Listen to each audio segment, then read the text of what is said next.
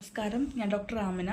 ചില ഭക്ഷണങ്ങൾ നമ്മൾ തനിയെ കഴിക്കുമ്പോൾ അതിന് പോസിറ്റീവായിട്ടുള്ള റിസൾട്ട് ആയിരിക്കും, അല്ലെങ്കിൽ ഗുണമേന്മയുള്ളതായിരിക്കും. എന്നാൽ നമ്മൾ ചില ആഹാരങ്ങൾ മിക്സ് ചെയ്തിട്ട് കഴിക്കുമ്പോൾ അത് നമുക്ക് ചിലപ്പോൾ വിപരീതമായിട്ടുള്ള ഫലമായിരിക്കും, അതായത് നെഗറ്റീവ് റിസൾട്ട് ആയിരിക്കും നമ്മുടെ ബോഡിക്ക് തരുന്നത്.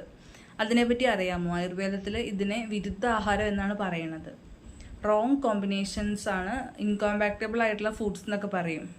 എന്താണ് ഇവിടെ സംഭവിക്കുന്നത് എന്നറിയാമോ? നമ്മുടെ ബോഡിയിൽ നമ്മൾ അത്തരത്തിലുള്ള ഫുഡ് കഴിക്കുമ്പോൾ ഒത്തിരി ആമം പ്രൊഡ്യൂസ് ചെയ്യും, അതായത് അൺഡൈജസ്റ്റഡ് ആയിട്ടുള്ള മെറ്റബോളിക് ആയിട്ടുള്ള ടോക്സിൻസ് എന്നാണ് ഇതിന് പറയുന്നത്.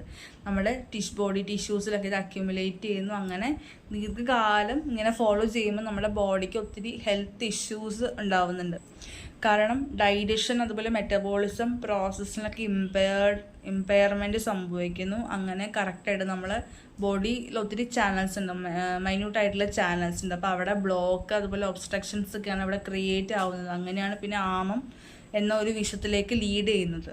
അപ്പോൾ ലോങ് റൺ നമ്മൾ ഈ വിരുദ്ധമായിട്ടുള്ള അല്ലെങ്കിൽ റോങ് കോമ്പിനേഷൻസ് ഫോളോ ചെയ്യുകയാണെങ്കിൽ നമുക്ക് ഡെർമറ്റോളജിക്കലായിട്ടുള്ള ഇഷ്യൂസ്, സ്കിൻ ഇഷ്യൂസ് ഉണ്ടാവാം, അതുപോലെ ന്യൂറോളജിക്കലായിട്ടുള്ള പ്രശ്നങ്ങൾ ഉണ്ടാവാം, ഗ്യാസ്ട്രിക് ഇഷ്യൂസ് ഉണ്ടാവാം, ബ്ലോട്ടിങ് അതുപോലെ മറ്റ് ഇഷ്യൂസൊക്കെ ഉണ്ടാവാം.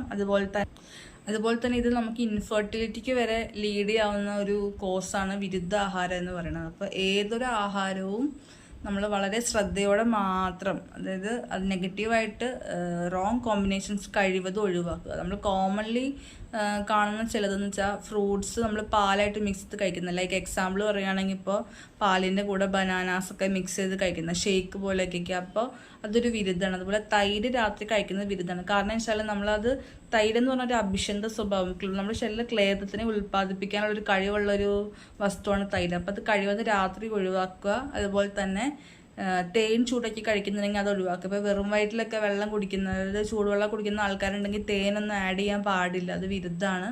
അതുപോലെ തന്നെ തേനും നെയ്യൊക്കെ മെഡിസിൻസിലൊക്കെ മേമ്പിട്ടിട്ട് യൂസ് ചെയ്യുന്നുണ്ടെങ്കിൽ അത് സെയിം ക്വാണ്ടിറ്റിയിൽ ഉപയോഗിക്കാൻ പാടില്ല. ഏതെങ്കിലും ഒരു ഐറ്റം കുറച്ച് ക്വാണ്ടിറ്റി കൂട്ടി യൂസ് ചെയ്യുക.